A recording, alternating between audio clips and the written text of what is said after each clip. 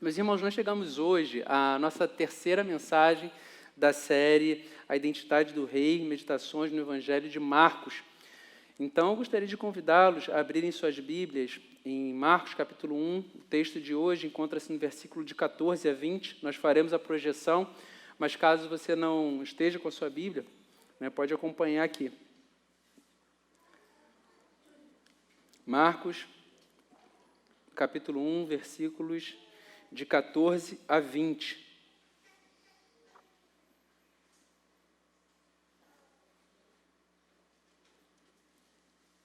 Diz assim a palavra do Senhor: depois de João ter sido preso, Jesus foi para a Galiléia, pregando o Evangelho de Deus. Ele dizia: o tempo está cumprido e o reino de Deus está próximo.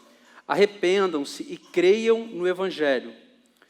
Caminhando junto ao mar da Galiléia, Jesus viu os irmãos Simão e André, que lançavam a rede ao mar, porque eram pescadores. Jesus lhes disse: venham comigo, e eu farei com que sejam pescadores de gente. Então eles deixaram imediatamente as redes e o seguiram. Pouco mais adiante, Jesus viu Tiago, filho de Zebedeu, e João, seu irmão, que estavam no barco consertando as redes. E logo os chamou. E eles seguiram Jesus, deixando seu pai Zebedeu no barco com os empregados. Amém. Vamos orar. Deus Santo, nós te louvamos o nome por sabermos, Deus, quem o Senhor é. Deus, por reconhecermos, Deus, que o Senhor é um Deus grandioso, majestoso. Deus, tudo pertence a Ti. Deus amado, toda a terra, Senhor, não foi tão somente criada, mas todo o universo é sustentado pela força do Teu poder. Deus Santo, nós te suplicamos que o Senhor, Deus, misericordiosamente, através do Teu Santo Espírito, possa falar, Senhor, aos nossos corações através da Tua palavra. Deus Santo, nós fizemos a leitura do Teu Evangelho, sabemos, Deus, que aqui encontram-se verdades preciosas, Deus, para a nossa instrução, para a nossa edificação, para o nosso crescimento, para a transformação do nosso coração, a fim de que venhamos, Deus, a nos parecer mais com Cristo. Então, Deus amado, nós te pedimos que essas verdades, Deus, sejam aplicadas poderosamente às nossas vidas. Deus, abre a nossa mente, abre o nosso coração, fala conosco, Deus, através do Teu Santo Espírito, em nome de Jesus Cristo, Deus. Amém, Senhor. Amém. Meus irmãos, o pastor Cristiano já fez 2 meditações, apresentou 2 mensagens acerca dos versículos anteriores. E no final da última mensagem, ele chegou a ler também o versículo 14. Então, a gente está fazendo uma sobreposição de leituras do texto. Contudo, a gente vai investir um pouco mais de tempo meditando aí no versículo 14, 15, que foi o finalzinho da mensagem anterior. Então, João, ele cumpre no seu ministério aquilo que tinha sido dito pelo profeta Isaías. Então, João, ele é a voz do que clama no deserto, ele é o arauto que precedeu a vinda de Jesus Cristo. João, ele é o último profeta que seguiu o modelo dos profetas do Antigo Testamento. João, ele procura anunciar a sua mensagem, aquilo que Deus lhe entregou, aquilo que Deus lhe confiou, de uma forma que ele vai na contramão daquilo que era dito naqueles dias. Então, o batismo, a mensagem de batismo, já era algo comum naqueles dias, só que normalmente tratava-se de um ritual de iniciação para as pessoas que estavam ingressando no judaísmo, porque tinha o caráter de limpeza, de lavagem, de tirar aquilo que parecia impuro. Então, os impuros eram aqueles que não pertenciam ao povo de Israel. Então, de certa forma, quando João diz que o judeu precisa de batismo, ele precisa do batismo de arrependimento, ele precisa de lavagem, ele precisa ser limpo. Então, de certa forma, isso era um tanto quanto chocante para o judeu daqueles dias. Então, nesse sentido, a gente percebe a mensagem de João, ela seguindo mais ou menos o grau de impacto que alguns dos profetas do Antigo Testamento se apresentavam. E quando a gente olha para para o texto que nós acabamos de ler, parece que, de forma muito especial, aquilo que foi dito pelo próprio João acerca de si mesmo, convém que ele cresça, falando de Jesus Cristo, e eu diminua. Parece que isso fica muito claro nesse texto que nós acabamos de ler. Porque quando João foi preso, quando João foi tomado sob custódia, Jesus Cristo parte para a Galileia para poder iniciar seu ministério de anúncio. É como se a prisão de João fosse a deixa para que Jesus Cristo iniciasse seu ministério itinerante. E qual é a mensagem de Jesus Cristo? Quando a gente olha para algumas falas de João e as falas de Jesus Cristo, elas são idênticas. O teor da mensagem é exatamente o mesmo. Jesus Cristo diz aquilo que João vinha falando. Arrependam-se e creiam. Arrependam-se e creiam. Só que o início do discurso de Cristo tem um caráter diferente. Como a gente vê aqui no versículo 15, Jesus Cristo diz: o tempo está cumprido e o reino de Deus está próximo. Arrependam-se e creiam no Evangelho. Então, o tempo está cumprido. Mas que tempo é esse? Então, cabe-nos refletir sobre isso. Que tempo é esse que Jesus Cristo está falando? Quando a gente volta em todo o Antigo Testamento e vê lá no Gênesis, no pecado original, naquilo que foi na desobediência de Adão e Eva, a gente percebe que todo o universo, toda a ordem criada, ela foi subvertida por conta da desobediência de Adão e Eva. A gente vê que a relação entre os primeiros irmãos termina num homicídio. E, de certa forma, o crime cometido, a violência cometida naquele momento, ela passa a ser o pano de fundo das relações humanas de uma forma geral. Porque ainda que os homens não vivam matando uns aos outros, a gente percebe que a desconfiança e a falta de interesse pelo bem-estar do outro, ela passou a ser a tônica das relações na sociedade, na humanidade como um todo. Porque ainda que a gente não venha a matar os outros, a gente percebe que na humanidade existe uma tendência a inviabilizar a vida ou limitar a plenitude da existência do outro, em prol dos seus próprios projetos. As relações de exploração, a falta de interesse pela dor do outro. Esses dias, eu estava visitando o meu pai, em Brasília. Ele sofreu um AVC no início do ano, os irmãos, aqueles que são aqui da igreja já sabem. Então, fui lá passar uma semana ajudando nos cuidados com ele. E de manhã, bem cedo, lá estava bem frio. E de manhã, bem cedo, eu fui à padaria e foi uma cena bastante interessante, porque a madrugada tinha sido muito fria, então eu levantei bem cedinho para ir à padaria, e tinha um senhor caído próximo à entrada da padaria, e tinha uma pessoa passando com um cachorro. Então, algumas pessoas passaram e brincaram com o cachorrinho que estava sendo conduzido numa coleira, e o homem que estava caído, dormindo, um morador de rua dormindo, na entrada da padaria, foi completamente ignorado. E a gente começa a pensar, que mundo é esse que a gente está vivendo? Obviamente, eu estou contando isso que aconteceu em Brasília, porque eu estava lá, mas isso acontece em todo lugar, em todo tempo, nas grandes cidades. Então, a pessoa brincando com o pet, as pessoas passavam, fazendo aquela voz como se estivesse falando com uma criancinha, não tenho nada contra, mas a gente vê um grau de zelo com o cachorro e o homem, um semelhante nosso, caído no chão, um frio danado. Então foi um tanto quanto chocante ver tudo isso no mesmo quadro. Então a gente vê que a humanidade ela foi afetada pelo pecado original de uma forma essencial. Está na nossa essência não se importar com o outro da mesma forma como nós nos importamos conosco.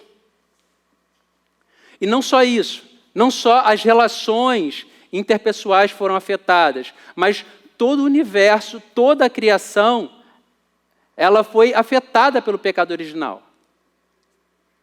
Paulo diz em Romanos que toda a criação geme e aguarda ansiosa a revelação dos filhos de Deus. Isso porque toda a criação também foi afetada. Há tempos atrás eu via um documentário falando sobre elefantes e o comportamento um tanto quanto diferente que eles apresentavam, porque são animais completamente dóceis. E alguns grupos de elefantes, eles estavam atacando algumas aldeias, isso em algumas regiões na África. Estavam atacando algumas aldeias. E eles mostravam um comportamento extremamente violento. Eles não só atacavam as aldeias, mas voltavam, pisoteavam as pessoas que eles conseguiam ferir e continuavam pisoteando. E depois alguns estudiosos começaram a investigar sobre a história daquele grupo de elefantes. E depois entenderam que aquele grupo de elefantes eles tinham sido atacados quando ainda muito novinhos e viram os seus pais serem mortos por caçadores, que atiravam granadas no meio do grupo de elefantes para que pudessem extrair o marfim. Então eles fizeram uma associação de que os seres humanos eram inimigos e passaram a atacá-los. Então a gente vê que a violência humana, ela imprimiu um padrão de comportamento nos elefantes. E a gente olha para vários desdobramentos na natureza, várias áreas da natureza, e a gente percebe o quanto o pecado, a forma gananciosa, o quanto a maldade humana, ela foi deteriorando o ambiente. Por isso existe até uma teologia, né, do ambiente. Alguns teólogos têm falado sobre isso.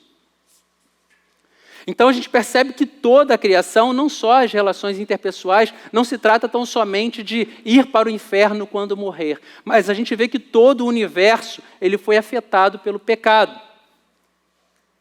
Então, por conta disso, por sabermos que Deus é um Deus bondoso, um Deus santo, amoroso, justo, existe uma demanda lógica para que Deus ele não tolere isso de forma indefinida. Então, no momento em que Adão e Eva eles pecam, imediatamente Deus apresenta uma promessa. E Deus diz para a serpente: porém, inimizade entre a sua descendência e o descendente da mulher. Este lhe ferirá a cabeça, pisará a cabeça, e você lhe ferirá o calcanhar. Então, existia a promessa de que um descendente da mulher pisaria na cabeça da serpente. Não só uma serpente qualquer, mas a serpente que foi manifesta no Éden, o próprio diabo. Então, existiria um descendente da mulher que pisaria a cabeça do diabo. Ele sofreria com isso. E Cristo morreu. Ele foi ferido no seu calcanhar. Ele ressuscitou, mas ele experimentou a morte. Mas desde o momento do pecado de Adão e Eva, existiria a promessa de que o descendente da mulher pisaria na cabeça da serpente. E quando a gente olha por vários episódios no Antigo Testamento, e passando pela mensagem de vários profetas, a gente vai percebendo que existe uma expectativa.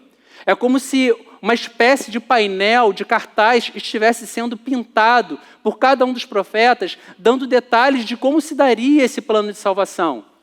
Quando a gente olha, por exemplo, para o povo de Israel, o povo hebreu, dentro do cativeiro egípcio, a 10ª praga fala isso de forma muito eloquente. Quando Deus diz para que o povo pegasse um cordeiro, utilizasse do sangue do cordeiro e aspergisse sobre os umbrais da porta e dissesse para o povo: olha só, aqueles que tiverem a marca do sangue do cordeiro não experimentarão da morte, mas serão preservados. A gente olha Isaías, que alguns teólogos falam que é o Evangelho segundo Isaías, devido a tantas passagens que falam sobre a vinda de Jesus Cristo. Portanto, mesmo o Senhor vos dará um sinal, eis que a virgem conceberá e dará um filho, e chamará o seu nome de Emanuel. Isso 750 anos antes do nascimento de Cristo. Isaías 9, porque um menino nos nasceu, um filho nos foi dado, e o governo está sobre os seus ombros. E ele será chamado Maravilhoso Conselheiro, Deus Poderoso, Deus Forte, Príncipe da Paz. Então, A gente olha para esses profetas e vê as pinceladas desse cartaz que vai sendo montado ao longo do curso de toda a história. Nós tivemos aqui na igreja duas séries, na verdade, de mensagens intituladas Jesus antes de Cristo, em que nós mostramos quanto no Antigo Testamento a Bíblia vai nos apontando para o ministério de Jesus. Então, existia uma expectativa de que esse momento chegaria, de que viria aquele que reconciliaria com Deus todas as coisas. E quando chega no versículo 15 de Marcos, Jesus diz isso. Ele diz para todos os seus ouvintes: o tempo é cumprido. Arrependam-se e creiam. Então, é como se esse cartaz que estava sendo pintado por todo o Antigo Testamento e o personagem cujos contornos foram ganhando cada vez mais vida ao longo do tempo, era como se esse cartaz, de repente, num determinado momento da história, o personagem que as pessoas só viam a silhueta no Antigo Testamento, ele de repente saísse do cartaz e entrasse na história. E ele agora ele não é mais uma imagem, mas ele passa a anunciar a si mesmo na história. Então, sabe quando a gente está brincando e a gente fala assim, está falando de alguém e você só conversa que o assunto chegou? Pois é, o assunto chegou na história. Jesus Cristo, ele entra na história. Aquele acerca de quem todos os profetas falavam, ele diz, olha só, o tempo agora está cumprido. E a mensagem de Jesus Cristo é, arrependam-se e creiam. Arrependam-se e creiam no Evangelho. A palavra que para nós é traduzida como arrepender-se, ela parece ter uma conotação exclusivamente negativa. Como se simplesmente nós devêssemos deixar de fazer coisas que fazíamos antes. Só que no original a palavra é mudem de mente. Transformem a sua cabeça. Mudem a forma como vocês têm vivido. A palavra vem de metanoia, vem de mudar a mente, mudar a leitura, a forma como vê a vida. Então não significa tão somente abandonar coisas, mas viver de uma forma diferente. Adotar um novo estilo de vida. E esse novo estilo de vida ele é apresentado pelo próprio Cristo. Cristo é homem da forma como o homem deve ser. Cristo, ele vive a humanidade como a humanidade deve ser vivida. Então, quando nós olharmos para esse texto e passagens semelhantes em que é dito arrependa-se, em boa parte delas está dizendo para a gente, olha só, deixem de viver dessa forma, mas vivam da forma como Jesus Cristo viveu. Então é essa a mensagem. E não somente isso, ele diz, e creiam no Evangelho. Porque essa palavra que para a gente é traduzida como metanoia, como arrependam-se, ela tem um aspecto para a gente mais preso de não fazer determinadas coisas. E isso está muito intrínseco no ser humano quando ele começa a se relacionar, quando começa a pensar em termos de religião. Porque quando a gente olha até mesmo nas civilizações mais antigas, a ideia de religião, ela traz consigo um desejo, um impulso de aplacar a ira de uma determinada divindade. A gente vê diversas religiões, diversas civilizações oferecendo ofertas, sacrificando animais, sacrificando até mesmo seres humanos, com o intuito de aplacar a ira de uma determinada divindade. Sociologicamente falando, a gente percebe que essa culpa, esse sentimento, essa ideia de erro, ela está no coração do ser humano, independente da cultura onde ele esteja. Então, ou isso é verdade, ou existe uma grande coincidência, todos acharem que estão em dívida com Deus. Com um Deus, aqueles que não conhecem o Deus verdadeiro.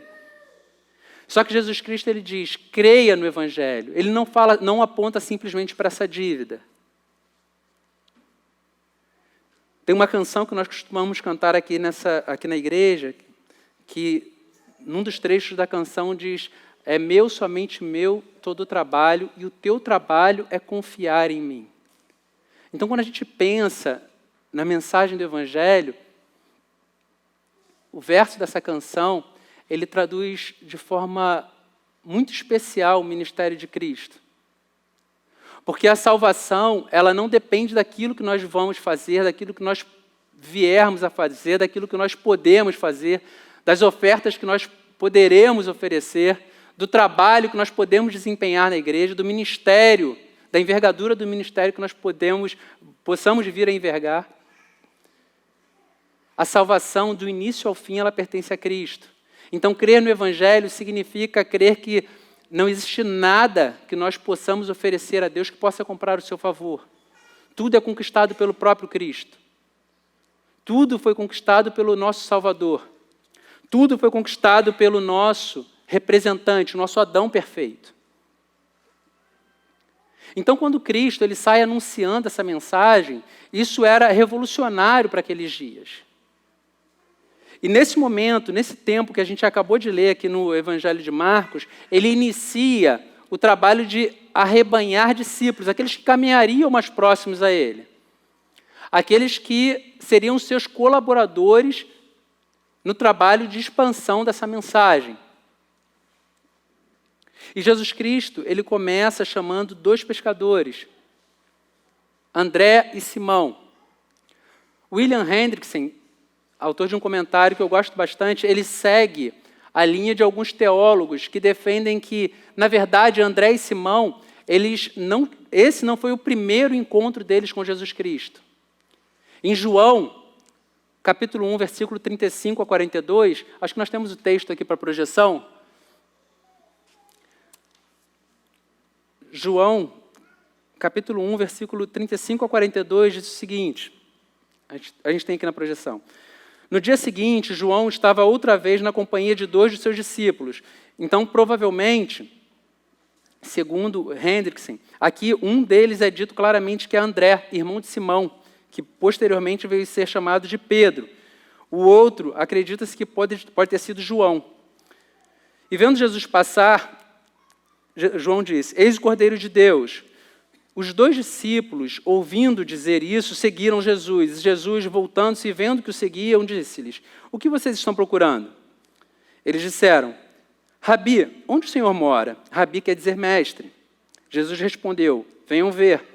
Então eles foram, viram onde Jesus estava morando e ficaram com ele aquele dia. Eram mais ou menos 4 da tarde.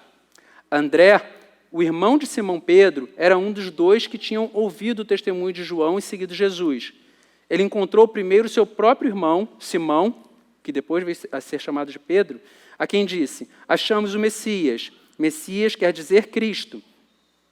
E o levou a Jesus. Jesus olhou para ele e disse: você é Simão, filho de João, mas agora será chamado Cefas. Cefas quer dizer Pedro.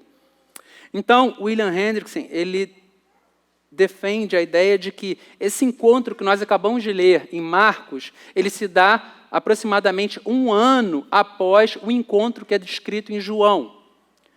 Ou seja, eles tiveram contato com Cristo, começaram a se familiarizar com a sua mensagem, com o seu ensino, e provavelmente João, que a gente vai ler um pouquinho mais à frente, também falou para Tiago acerca de Cristo. Então, eles se familiarizaram com a mensagem de Jesus. Mas, independentemente de ter decorrido o período de aproximadamente 1 ano, ou ter sido um chamado imediato, o que Jesus disse para aqueles homens foi o seguinte: abandonem o seu trabalho, abandonem o seu emprego e sigam-me. Sigam o ensino, sigam aquilo que eu tenho a mostrar para vocês, que eu tenho aprendido que eu tenho a ensinar acerca de Deus, acerca da salvação. A gente precisa convir que, obviamente, se fosse o primeiro encontro, seria algo mais drástico. Mas mesmo que tenha decorrido 1 ano de convivência, o convite para abandonar o seu meio de sustento para seguir um pregador itinerante é algo um tanto quanto desafiador. Aqueles homens, eles não viviam da mendicância, eles tinham uma profissão, eles tinham um emprego. Eles eram pescadores. Naqueles dias era comum que alguns mestres tivessem os seus discípulos. Não era algo incomum. Mas, normalmente, os discípulos eram quem escolhiam os seus mestres. E aqui nós percebemos uma dinâmica diferente. A gente vê o contrário acontecendo. É Jesus Cristo quem os chama. É Jesus Cristo quem os chama, mas não somente os convida para seguir uma nova teologia, mas diz para que eles abandonem o seu trabalho e vão segui-lo. Pedro tinha família. Mais à frente a gente vê que Pedro ele tinha sogra, então era casado. O chamado de Jesus Cristo era para que eles abandonassem a sua profissão, seu meio de sustento, e passassem a seguir Jesus Cristo nessa empreitada de anunciar o Evangelho. Jesus Cristo diz: eu os farei pescadores de homens. Então, era um chamado para não mais retirar peixes da vida e trazê-los para a morte, mas para retirar homens da morte e trazê-los à vida. A ideia era ressignificar a profissão daqueles homens. Eles seriam chamados para poder viver de uma forma diferente. Então, seguir a Jesus tinha suas peculiaridades, não era algo tão fácil. Existem coisas que a gente passa o olho pela Bíblia e, por vezes, não dá o devido peso. Mas seguir a Jesus tinha algumas características. Num outro episódio, um escriba se aproximou de Jesus Cristo e diz para Jesus: Senhor, eu quero te seguir. Jesus dá um breve resumo acerca da natureza do seu ministério, das circunstâncias em que seu ministério se dava. Jesus Cristo fala para ele: as raposas têm seus covis, os pássaros têm ninhos, mas o Filho do Homem não tem onde repousar a cabeça. Era um chamado para um ministério um tanto quanto diferente. Não era uma espécie de discipulado em que a gente continua trabalhando, vivendo junto, sem mudar muito o estilo de vida, e ali aprendendo como se dava com alguns rabis naqueles dias. A ideia era uma transformação radical no estilo de vida. A ideia era abandonar o seu meio de sustento e, na verdade, alterar a hierarquia desse tipo de preocupação. O sustento não seria mais uma preocupação principal. A preocupação principal seria obedecer a Cristo. E a gente vê que André e Simão, eles obedecem ao chamado de Cristo. Mais à frente, Jesus se encontra com outros irmãos, João e Tiago. Conforme eu falei, alguns defendem que o outro discípulo que estava próximo a André, um ano antes, poderia ser João, e ele teria falado para Tiago acerca do ministério de Jesus. Então, Jesus, ele chama Tiago e João, e quando a gente segue o fluxo do texto, aplicando a nossa própria vida, se nós considerarmos com certa empatia o que está acontecendo aqui, a gente percebe que existe uma gradação na dificuldade do chamado. Ou melhor, em obedecer o chamado.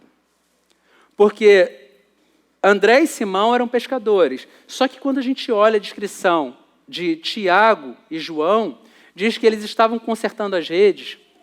E após o chamado de Cristo, eles deixam seu pai e os empregados. Deixam o barco, os empregados e seu pai.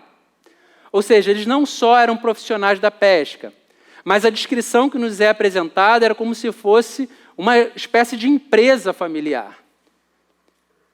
O patrimônio pertencia à família de Tiago e João. Então, era um negócio da família. Jesus Cristo chama também Tiago e João. E esse abandono não significa tão somente abandonar a profissão, mas significava abandonar a empresa da família, o negócio da família e abandonar a própria família. Abandonar o seu pai, Zebedeu. Quando a gente olha para isso, a gente percebe que existe uma reestruturação da hierarquia, não só em termos de priorizar a profissão ou obedecer à vontade de Deus, obedecer o chamado de Cristo, mas a profissão, a família, elas começam a ficar em segundo plano quando comparadas com aquilo que Jesus Cristo tinha a oferecer para aqueles homens. E quando a gente pensa no contexto judaico daqueles dias, que era extremamente patriarcal, nós começamos a refletir o tamanho do peso da decisão tomada por aqueles homens em prontamente obedecer a Jesus Cristo. André e Simão abandonam a sua profissão.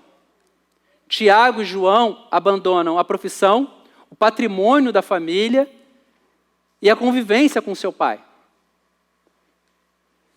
Eles abandonam a família, deixam tudo e vão após Cristo.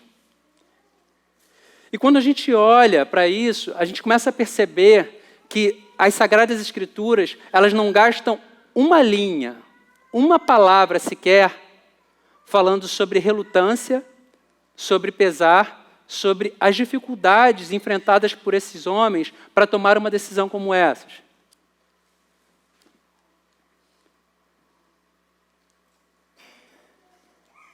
Quando Jesus Cristo, ele chama essas pessoas, a gente percebe que existe uma autoridade muito especial nesse chamado. É como se aquilo que Jesus Cristo estivesse falando para eles não pudesse ser nem comparado com a profissão, com o sustento, com o patrimônio e com relações familiares. Porque eles obedecem de uma forma tão natural, tão espontânea, que parece que não existe peso algum em fazer aquilo que Jesus Cristo está falando. A gente vai lendo o texto, vai pensando em outros episódios, quando guardas vão prender Jesus Cristo, e eles voltam para o Sinédrio, para os fariseus e dizem, ele é diferente. Ninguém jamais falou como esse homem. Porque ele fala, ele ensina com autoridade. E a palavra autoridade remete à ideia de autor, aquele que conhece a mensagem com a propriedade do próprio autor da mensagem. Então esses discípulos, eles obedecem de uma forma muito natural, sem relutância, sem pesar. Por que é importante nós pensarmos sobre isso? Quando a gente olha para aquilo que está descrito aqui em Marcos, nesses versículos que nós acabamos de ler, é importante que a gente traga à nossa memória de que esse chamado é o mesmo chamado que alcança a Igreja de Cristo nos dias de hoje. Ela alcançou Simão, André, Tiago e João, mas ela também alcançou Eduardo, alcançou Márcio, alcançou a Denise, alcançou a Fernanda, alcançou o Gilmar. Ela continua alcançando pessoas nos dias de hoje. Então, quando a gente olha o impacto que a mensagem de Cristo, que as palavras de Cristo causaram naqueles homens, a ponto de esses homens não olharem para nada ao seu redor, encontrando coisas que se rivalizassem, ou que fizesse sentido, que eles considerassem voltar atrás, ou se negar a atender o chamado de Cristo, é importante que esse amor seja aplicado também no meu e no seu coração.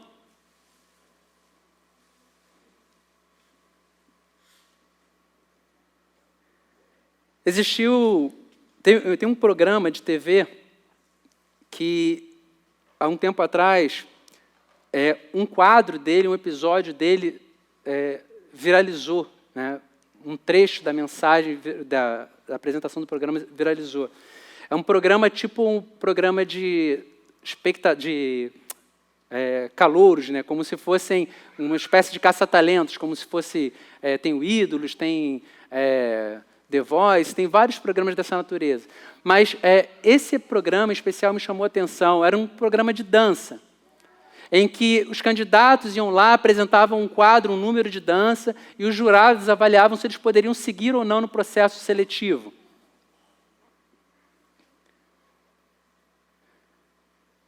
Nesse programa, de forma especial, ocorreu algo que chamou a atenção de muita gente, né? Tanto é que o vídeo hoje tem mais de 2 milhões de visualização, mas já é um vídeo antigo, mas, enfim, muitas visualizações, em que um rapaz ele se coloca no palco e os jurados começam a entrevistá-lo, perguntar a ele o que ele iria apresentar naquele dia. E o rapaz fala assim, não, eu vou apresentar a morte do cisne. Esse vai ser meu número de dança. Só que aquilo causou uma certa estranheza, porque o rapaz estava com uma blusa de malha e uma calça largona, assim, tipo de rapper, e um tênis de lona. Aí o pessoal olhou para ele, você vai apresentar a morte do cisne, né, que é um espetáculo de balé. E tinham 3 jurados, e o primeiro jurado começou a falar para ele, fazer alguns gracejos e tal, falando sobre isso, né, sobre a forma como ele estava e a apresentação que ele estava se propondo a fazer. Mas, no fim, ele desejou boa sorte para o rapaz. O segundo jurado era uma mulher. E a mulher, ela falou assim para ele, rapaz, assim, a sua roupa não tem nada a ver com o que você está dizendo que você vai fazer. Eu espero que você se empenhe em fazer isso, porque, né, assim, já não me impressionou a forma como você está. O terceiro jurado era um homem de uma aparência mais elegante, né, uma forma mais sóbria de falar. E ele perguntou para o rapaz, você conhece a obra A Morte do Cisne? Aí ele diz, eu conheço. No projeto do qual eu faço parte, nós procuramos desenvolver uma releitura da apresentação. Só que o terceiro jurado, ele ignora o que o rapaz fala e ele começa a descrever. Ele fala assim, olha só, a morte do cisne, a bailarina, ela começa a dançar, mostrando um cisne agonizando até que ele morra e tal. E ele começa a descrever o que seria a apresentação da morte do cisne. E o rapaz, lá com seus 20 anos, e ele era daquele jeito que você olha e vê assim, a simplicidade no olhar, um olhar muito pacífico. E o rapaz, não, eu sei, mas a gente vai fazer uma releitura, né, da obra. E ele falou, tá bom, vamos lá, vamos ouvir. De repente, o rapaz começa a dançar, e realmente é uma apresentação contemporânea, e ele começa a mexer o seu corpo de uma forma... Parece que ele não tinha ossos, o rapaz. Só que quando você começa a prestar atenção na apresentação, você começa a ser fisgado pela apresentação dele e você começa a realmente ver um animal agonizando. E ele vai dançando, dançando, dançando, dançando, dançando. Ao final da apresentação, o primeiro jurado, ele se coloca de pé e começa a aplaudir o rapaz. O segundo jurado, que era a mulher, ela começa a dizer, você é um artista, é impressionante o que você fez. Mas o que me chamou muita atenção foi o terceiro jurado, o que era mais sério, mais sóbrio, mais assertivo na forma de falar. Mesmo depois de encerrada a apresentação do rapaz, ele não falava. Ele ficou com os olhos fixos no garoto, e as lágrimas desciam pelo rosto dele. E ele já era alguém maduro, mas ele não conseguia falar. E os dois estavam falando, né, os dois jurados falando sobre as impressões dele da apresentação, e o terceiro jurado ele não conseguia falar, ele só chorava. E de repente eles olharam para ver por que ele não estava falando, e eles se deram conta que ele estava chorando, chorando, chorando, chorando, as lágrimas descendo, e ele não conseguia falar. Então, de repente, ele se levanta pede desculpas, diz que precisa sair para se recompor. Ele vai até o camarim, retocar a maquiagem, enfim, secar as lágrimas. Mas isso me chamou muita atenção. É como se o olhar fixo daquele jurado, as lágrimas rolando, era como se ele tivesse diante da certeza de que nesse trabalho de jurados de garimpar talentos, onde eles não sabem de onde vai brotar, de repente ele foi atropelado pela convicção de que ele estava diante de alguém que tinha apreendido a essência da morte do cisne e conseguiu apresentar de uma forma majestosa, a tal ponto que todas as observações que eles tinham apresentado no início tinham caído por terra e eles estavam comovidos com a beleza da obra. A mensagem de Jesus Cristo, de dizer que o tempo estava cumprido, ela cultivou grande expectativa no seu povo ao longo de todo o Antigo Testamento. As pessoas ouviam os profetas um após o outro, e talvez em seus corações tentando imaginar como será a manifestação do Messias, do Cristo, do ungido, do Redentor de Israel. Como será a apresentação de Cristo? E quando Jesus Cristo ele entra na história, a presença de Cristo, as palavras de Cristo, a forma como Cristo apresenta o seu amor, é algo tão comovente, tão transformador, que os seus discípulos, quando são chamados por ele, eles não conseguem olhar para o seu trabalho e dizer, não, isso é mais importante do que seguir Jesus Cristo. Eles olham para a sua própria família, olham para o seu pai, Tiago e João olham para o seu pai e dizem, bom, mas é o trabalho do papai, é a empresa do papai. Não! Eles olham para a mensagem de Cristo e não conseguem entender que faça sentido permanecer cuidando do barco. E por mais maravilhoso que seja o convívio familiar, não existe nada mais importante do que apresentar a mensagem de salvação para outros. Do que fisgar pessoas que estão nadando no mar de morte e trazê-las para a vida. Jesus Cristo, ele apresenta-se de uma forma tão majestosa que a gente tomando o exemplo desse pequeno programa de TV que ilustra de uma forma meio pálida, meio limitada, mas que, na verdade, aponta para o grau de convencimento do ministério de Jesus Cristo quando nós realmente entendemos a mensagem e quando ela não fica confinada na nossa cabeça, mas ela invade o nosso coração e tem implicações para toda a nossa vida. A gente olha hoje pessoas que continuam fazendo isso, abandonando o seu trabalho porque creem fielmente que foram chamadas por Deus para apresentar essa mensagem de salvação para outros homens e mulheres. Porque acreditam que essa mensagem de salvação vai tirar gente da morte eterna e levá-los para a salvação eterna. O pastor Cristiano não está aqui hoje, eu sinto-me muito à vontade de falar sobre ele, então, nesse sentido, não mal, né, mas bem.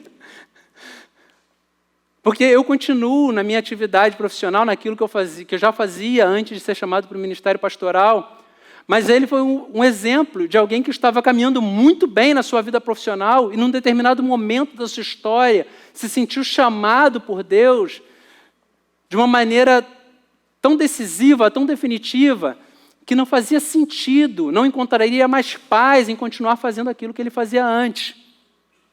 Obviamente, nem todas as pessoas experimentarão da mesma coisa, viverão a mesma experiência. Estou aqui eu, né, que continuo na minha atividade profissional.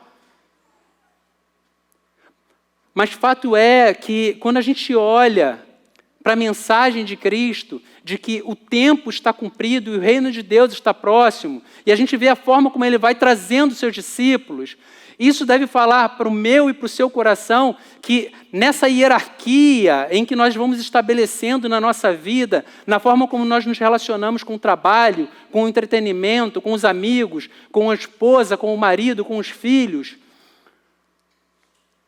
tudo isso tem que estar abaixo dos pés de Jesus Cristo.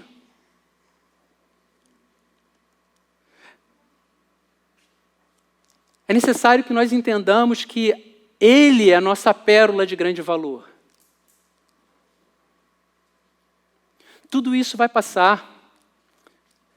Chegará um dia em que as nossas forças se esgotarão.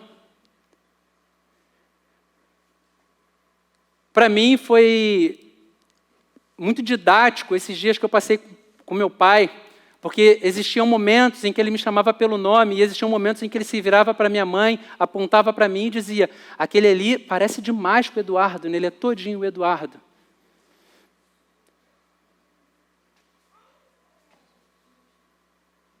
Então, a gente pensar que a nossa vida realmente é como um sopro.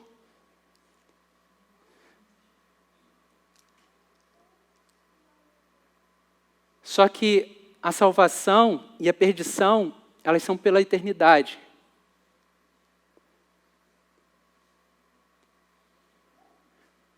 A mensagem que nos foi confiada é a mensagem que vai definir o destino de almas imortais. E ela nos foi confiada para que nós a anunciemos ao mundo.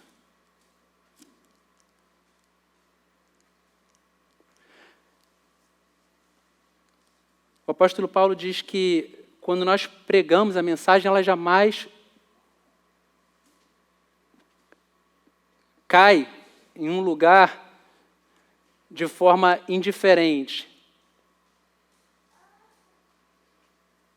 Nós exalaremos o bom perfume de Cristo, vida para os que são salvos e morte para os que se perdem. Então a mensagem da qual nós somos possuidores, ela servirá para a salvação ou para a condenação eterna. Então é importante que nós saibamos disso. Parece um tanto quanto radical a gente pensar Jesus Cristo chamando pessoas para poder abandonar o seu trabalho, abandonar seu emprego, em alguns momentos, em algumas circunstâncias, abandonar suas próprias famílias. Mas Jesus Cristo jamais pediu algo de nós que Ele não tenha feito em maior proporção, em proporção infinitamente maior. Porque se, em alguns casos, a gente vê Jesus Cristo chamando pessoas para que deixem o seu emprego, Jesus Cristo, Ele deixou os céus. Ele esvaziou-se da sua glória. Se em alguns momentos, algumas pessoas serão chamadas a deixarem suas famílias, é importante que nós lembremos que Jesus Cristo deixou o Pai. E Ele clamou na cruz: Pai, por que me abandonaste? Então não existe nada que Jesus Cristo peça de mim, de você, que Ele não tenha feito em escala infinitamente maior. Amém, meus irmãos? Vamos orar. Santo Deus, nós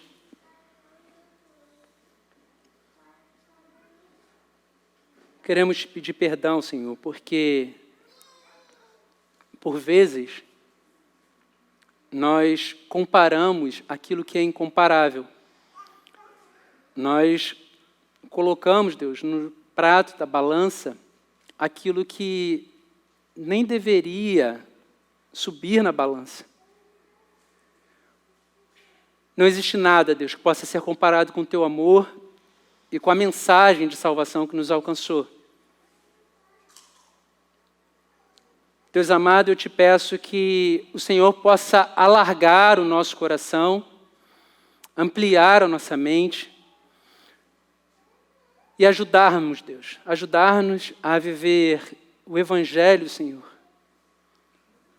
de acordo com a excelência intrínseca a Ele.